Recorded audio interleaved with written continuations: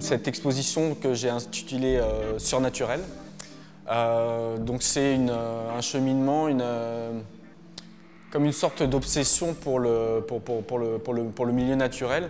C'est une sorte de portrait en fait. Tous les formats sont présentés au format portrait, des cadrages très serrés de paysages. Et ces paysages sont comme autant de portraits de lieux, ou même je dirais de portraits de personnes ou d'autoportraits en creux, c'est-à-dire que il n'y a aucune trace d'être humain, et pourtant on sent vraiment une présence presque physique. C'est pour ça que je parle de portrait en creux.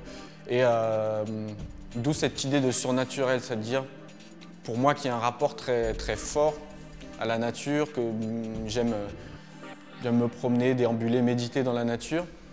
Et je pense qu'il y a un moment où on est transcendé par cette nature, c'est-à-dire qu'on n'est plus dans l'analyse ou en tout cas dans la représentation de la nature elle-même, mais dans quelque chose de plus fort et qui nous dépasse, qu'on n'arrive pas forcément à expliquer.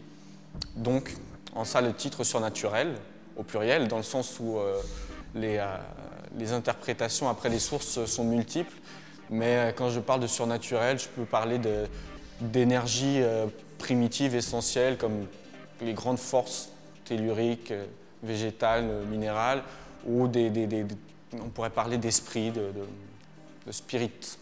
Pour cette exposition, j'ai voulu réaliser une œuvre in situ parce que je considère une exposition comme un événement à part entière, pas simplement comme la représentation des choses que je fais en dehors de l'atelier. En fait, j'ai envie de construire une histoire propre à chaque exposition, de construire un événement et m'inspirer du lieu, réaliser quelque chose sur le lieu, faire intervenir des gens dans le processus. C'est une manière de provoquer de l'inattendu, de tisser des liens.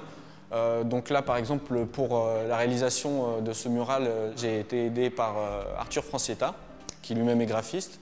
Et en fait, c'est une manière de provoquer des rencontres, d'ajouter une histoire dans ce que raconte déjà l'exposition, de tisser des liens, de tisser des rapports un peu plus inattendus qu'une expo typique.